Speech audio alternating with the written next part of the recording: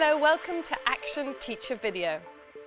Video is a powerful tool that teachers are using to reflect on their own practice and to communicate new ideas. In this series, we feature videos produced by teachers themselves and discuss the contents and implications here in the studio.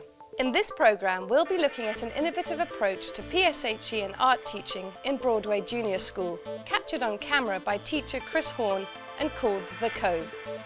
I'm delighted to be joined in the studio by Chris Horn. Chris, hello and welcome. Hello. Joining Chris is another teacher with some similar experiences and concerns from Greet Primary School, Heather Ravenhall. Hello and welcome. I'm also delighted to introduce a consultant and frequent contributor to Teachers TV, Adrian Jones. Hello. Firstly, Chris, could you give me a bit of background to your video? We're part of the Creative Partnerships Durham-Sunderland network of schools. We look at creative ways of engaging children and trying to stimulate and motivate their learning. And through different opportunities outside of school, try to measure whether the excitement, the enjoyment can be transferred to other curriculum areas and in turn raising attainment.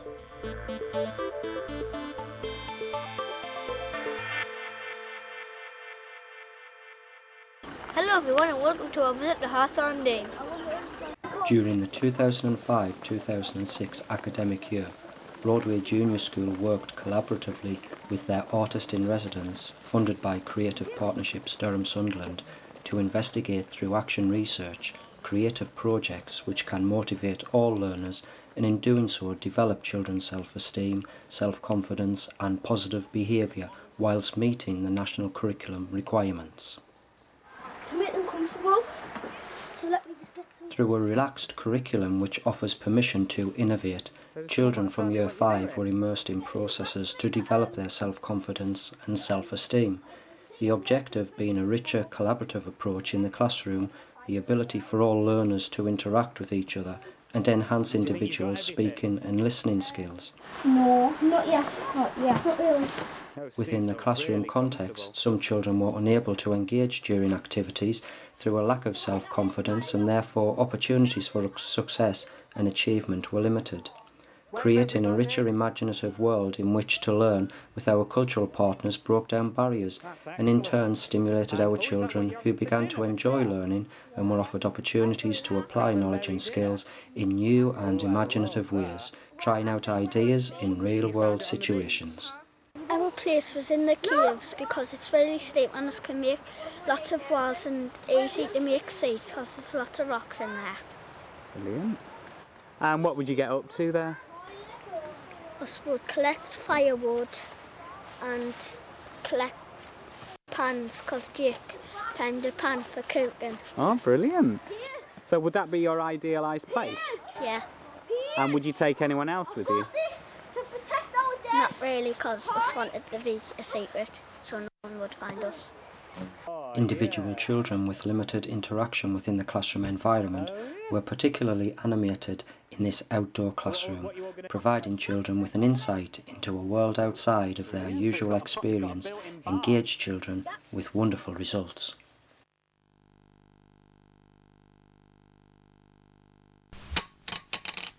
Jake, where would your idealised place be? Anywhere in the world? Would be in Africa in all the bushes. In Africa? Yeah. And what would you get up to there? I'd like make myself spears, kill lions for food. You'd kill all the animals? No, only some. Only some? Which ones wouldn't you kill? Like the rhinos. The rhinos. You like them? The little pet tigers. Some children found difficulty in participating in activities where the normal class structure was evident. Adapting this approach through our action research has given children an ability to demonstrate a realisation that through their imagination no boundaries exist and their thoughts and ideas can be shared and celebrated. This is positively impacting upon individual self-confidence.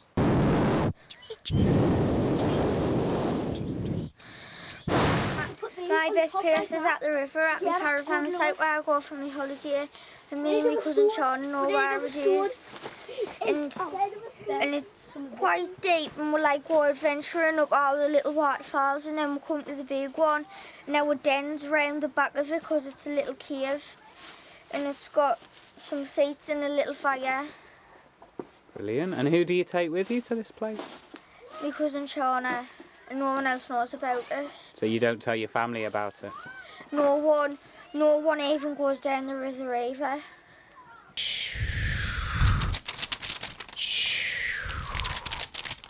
Alright, come and show me The use of many different cultural environments offered opportunities for our children to contrast their school environment and how they react to the space in which they learn.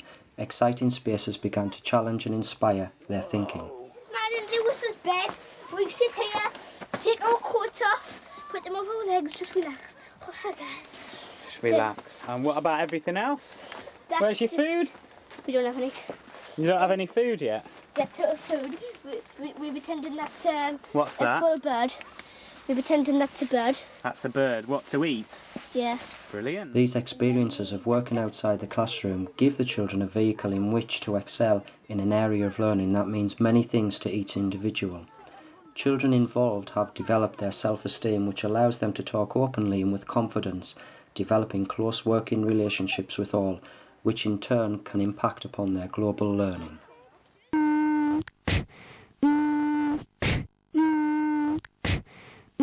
It was the best trip I've had since year 3, and I'm only new in Broadway, and this is my first trip in Broadway, and I absolutely loved it. It was absolutely brilliant. My favourite part of our trip to the Cove is coming back without dropping dead when I was holding like 2 stones of stones. Ouch.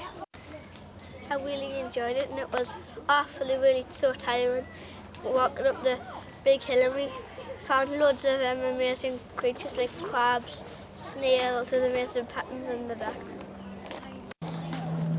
But on the cliff I seen a rock. Well, we thought it was a skull at first, but it was just a rock with loads of holes in it.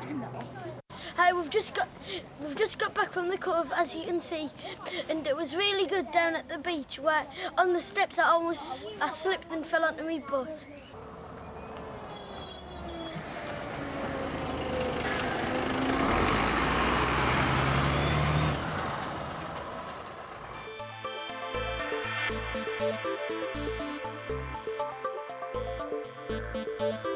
Chris, how different is the Cove environment to the children's normal home environment and that of the school? It's massive. Primarily you break down the barriers, and in doing so you allow the children to behave differently. They see it as perhaps the way they may behave once they're out of school, playing in the street, playing in the back garden, going to the park with their friends.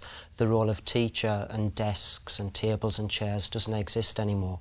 So straight away you change the relationship that you have with the children, and in doing so you encourage interaction, they ask questions, and quite a lot of the time they bring out a lot of personal skills and personal knowledge and personal interest that actually the classroom doesn't afford them because of the environment in which they work. Heather, the outdoor environment is a fantastic stimulus. Did the effects on the children surprise you? They didn't actually. I think when you take children out of their environment, their school environment, they will have a different reaction. And by making a lesson more creative, active and practical, that's something that really engages the children and will really motivate them. When the children get back to the classroom, how do they interact with each other, having had that great experience earlier on? Often when they return to the classroom for the remainder of the week, the interaction's quite at a high level. They engage with each other, and what's quite exciting is children that perhaps are less likely to interact with each other because there's an unagreed status in the classroom and little friendship groups.